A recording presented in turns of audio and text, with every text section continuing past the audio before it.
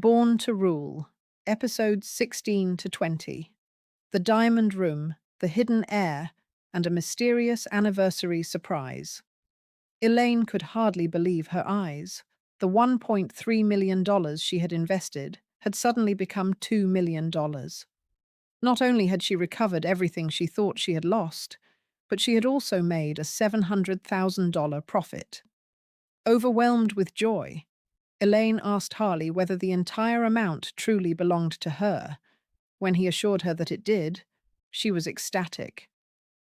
The other investors immediately began celebrating as well. They assumed that if Elaine had received her money and profits, they would receive theirs too. Several of them rushed forward, demanding that Harley refund their investments.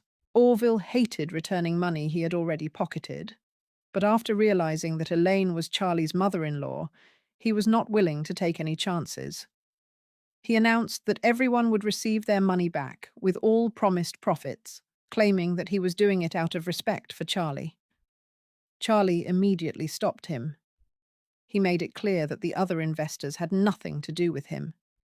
If Orville wanted to refund them, that was his decision, but he was not permitted to use Charlie's name as the reason. Charlie remembered how cruelly those same people had mocked and insulted him only moments earlier. They had treated him as though he were worthless, and now that they had discovered his influence, they suddenly expected him to rescue them. Orville understood Charlie's message. He immediately reversed his decision and ordered Harley to refund only Elaine. No one else would receive a dime. The room erupted in panic. Some of the investors cried, while others begged Charlie to intervene. But Charlie ignored them. They had been willing to humiliate him when they believed he was powerless. Now that their own money was at stake, they wanted to pretend they had always respected him. When their pleading became unbearable, Orville silenced them with a warning. No one dared to speak again. Orville then turned his attention to Fred White, the man who had repeatedly mocked Charlie. He asked whether Fred was Charlie's friend. Fred desperately begged Charlie to say yes, but Charlie refused. He reminded Fred that they were neither friends nor relatives. Fred had insulted him repeatedly, yet now expected Charlie to save him from the consequences of his own behavior. Charlie owed him nothing. After Fred received the punishment Orville had promised, Charlie finally told them to stop. Orville respectfully handed Charlie his business card and assured him that he would be available whenever Charlie needed assistance. Elaine watched everything with amazement. She had never seen anyone treat her son-in-law with such fear and respect. For the first time, she wondered whether Charlie possessed connections and influence that the family knew nothing about. However, Charlie quickly protected his secret. On their way home, he told Elaine that he had merely contacted an old school friend who had the right connections. Elaine's excitement faded when she concluded that Charlie had borrowed someone else's influence rather than using power of his own. Still, she had recovered her money and gained an additional $700,000, so she was willing to overlook her disappointment. She made Charlie promise not to tell the family about her disastrous investment or the humiliating events surrounding it. She still had her pride and did not want anyone to know how badly she had been deceived. After Elaine deposited her money, Charlie returned home and found Claire speaking excitedly on the telephone. The caller was Elsa Gardner, one of Claire's closest friends from college. Elsa came from a powerful family in Eastcliff, and she was moving to Orris Hill after accepting a position with the Emgrand Group. Charlie immediately became suspicious. The Gardner family had considerable wealth and influence. Elsa had no obvious reason to leave her family's business and travel such a long distance for a mid-level position. Charlie suspected that she had another purpose for coming to Orris Hill. Claire had an important meeting the following day, so she asked Charlie to collect Elsa from the airport and arrange a welcome dinner. Charlie agreed and contacted Orville, asking him to reserve a table at an excellent restaurant. Orville responded immediately. He owned one of the most prestigious restaurants in Orris Hill, known as the Mansion. He promised to reserve its finest private dining room, the exclusive diamond box, and provide Charlie with the best possible service. The following day, Charlie contacted Doris Young and asked about Elsa's appointment at the Emgrand Group. Doris explained that Elsa had applied for an administrative director position. Her qualifications were excellent, and she had already been hired. Charlie instructed Doris to watch Elsa carefully and notify him if she behaved suspiciously. When Charlie arrived at the airport, he discovered that Claire's relatives had also come to meet Elsa.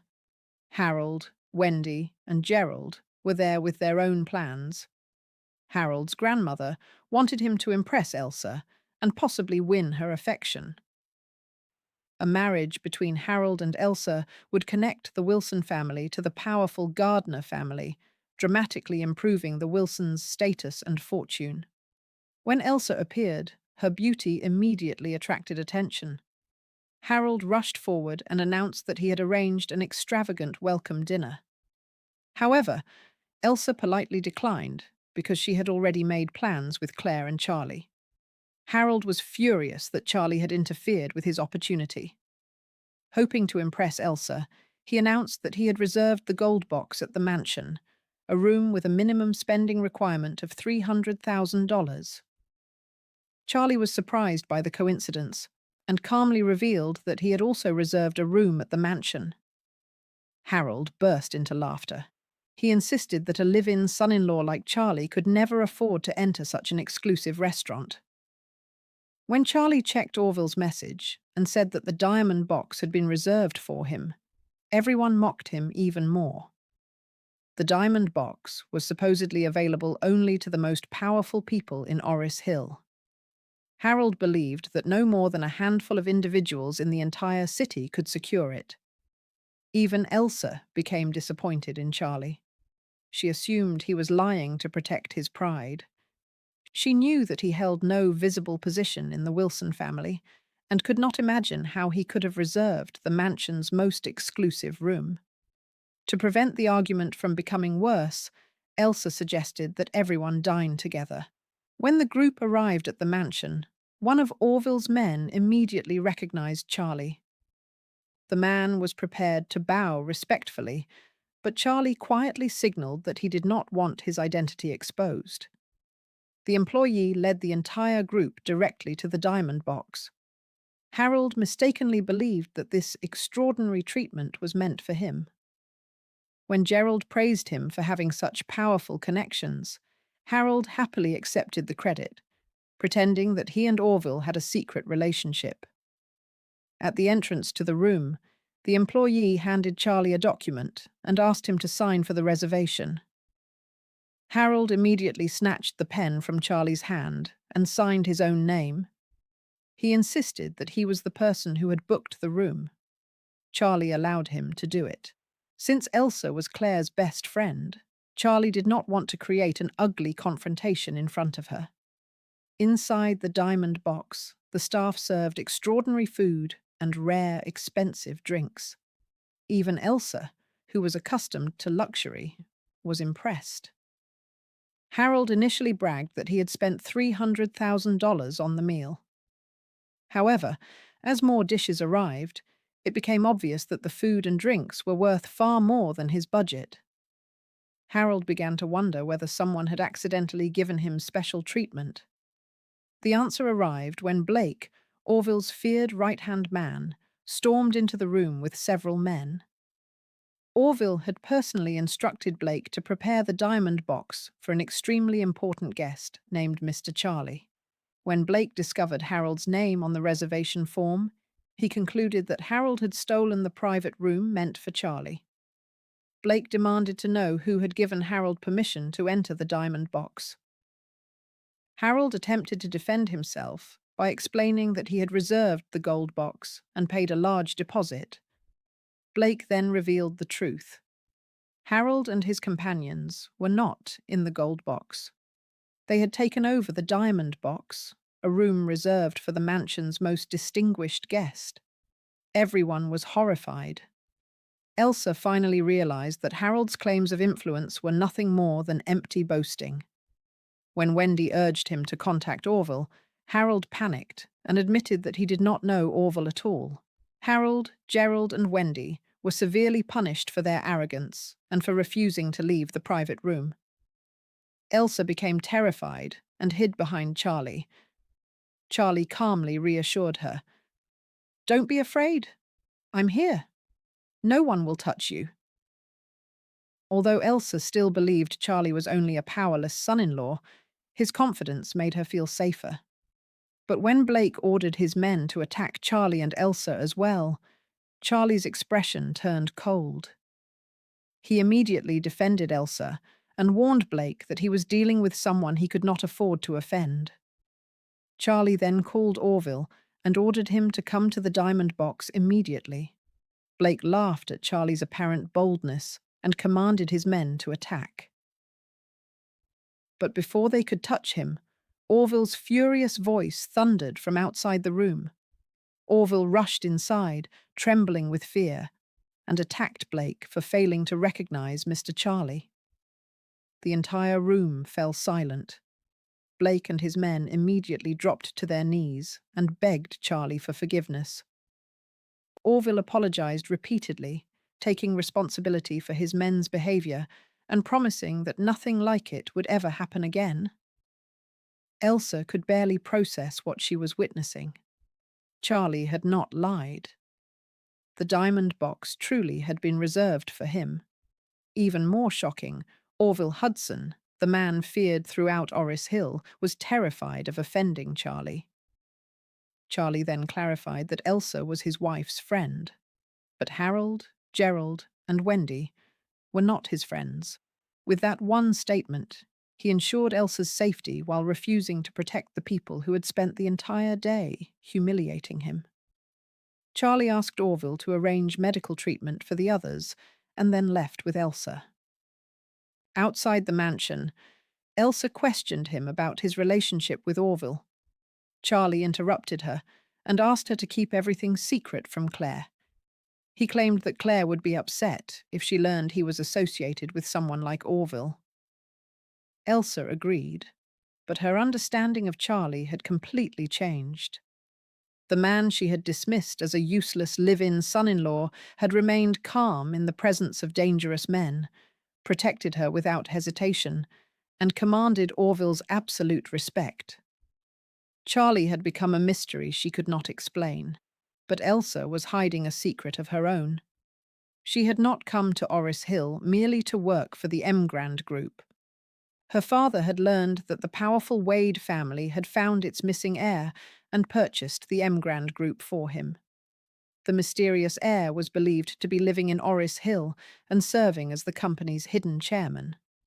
The Gardner family hoped Elsa could use her new position to meet him, capture his attention, and possibly marry him. Such a marriage would elevate the Gardner family from a second-tier family to one of the most powerful families in Eastcliff. Elsa disliked being used as part of her family's strategy, but she felt enormous pressure to restore their status. She believed that her beauty, intelligence, and social skills gave her a genuine chance of winning the mysterious heir's affection. That night, Elsa watched the viral video of the unknown wealthy man who had confronted a sales director with an enormous amount of cash. Because the incident occurred in Orris Hill around the time the Wade heir was reportedly found, Elsa suspected that the man in the video might be the Emgrand Group's secret chairman. His face could not be seen, but his posture seemed strangely familiar. For a brief moment, Elsa thought he resembled Charlie. She immediately dismissed the idea. In her mind, it was impossible for the heir of the Wade family to be living as the disregarded son-in-law of the Wilson family. The following morning, Doris personally welcomed Elsa to the Emgrand Group and explained her new responsibilities.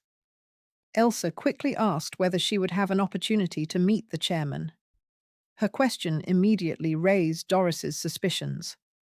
Charlie had specifically asked Doris to monitor Elsa, And on her very first day, Elsa was already searching for the chairman.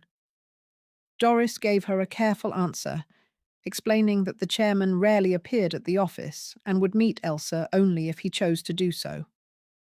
As soon as Doris returned to her office, she called Charlie. Charlie's suspicions were confirmed. Elsa had clearly come to Orris Hill because of him, although she did not yet realize that he was the man she was trying to find. Charlie did not know whether Elsa intended to investigate him, seduce him, or cause him harm. Whatever her purpose, he decided to keep his distance and make certain that she never discovered his true identity. That plan became difficult almost immediately when Claire arranged another dinner with Elsa. When Charlie and Claire arrived at the Aurelius Grand, Claire noticed a large announcement at the entrance. The hotel's famous Sky Garden had been privately reserved for an event taking place in 3 days. The news had stunned the entire city because the Aurelius Grand never allowed anyone to reserve the whole Sky Garden, not even its wealthiest members. Claire could not imagine what kind of person possessed enough influence to accomplish something so extraordinary. Charlie casually suggested that perhaps it was a man who loved his wife and wanted to give her an unforgettable wedding celebration.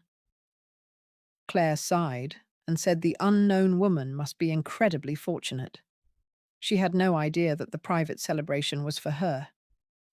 Their wedding anniversary was only 3 days away, and Charlie had secretly reserved the entire Sky Garden to surprise his wife. During dinner, Claire and Elsa began discussing an upcoming college reunion. Their former classmate Darren was opening a restaurant and had invited the entire class to celebrate. The old classmates soon began gossiping about Claire and Charlie in their group chat. Some mocked Charlie for living with the Wilson family and questioned whether his marriage to Claire was genuine. Elsa defended them, saying that she was having dinner with the couple and that they were wonderful together. When Darren personally invited Charlie, Charlie happily accepted. Darren had always treated him kindly and had never joined the others in ridiculing him. Charlie promised that he and Claire would attend the restaurant's grand opening and decided to purchase a suitable gift. During their conversation, Elsa was shocked to learn that Claire did not own a car. Despite being a director and working with the Emgrand Group, Claire continued to travel by bus, taxi, or Charlie's electric bicycle. Elsa warned her that appearances mattered in business. As a director meeting important clients, Claire needed a reliable vehicle. Charlie silently agreed. Claire had always lived modestly, while most of the money she earned went towards supporting Elaine. Elaine had been willing to risk more than $1 million on a fraudulent investment, yet she had never used a portion of that money to help her daughter purchase a car. Charlie decided that Claire deserved better.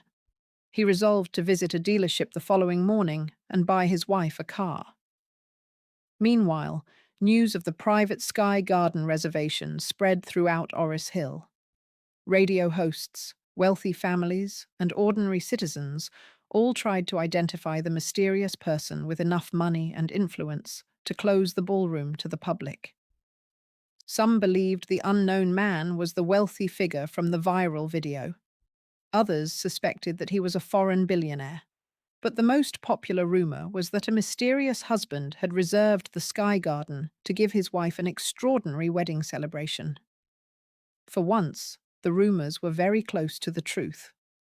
While the entire city searched for the powerful man behind the celebration, Charlie remained quietly beside Claire, the hidden heir no one recognized, preparing a surprise his wife would never forget.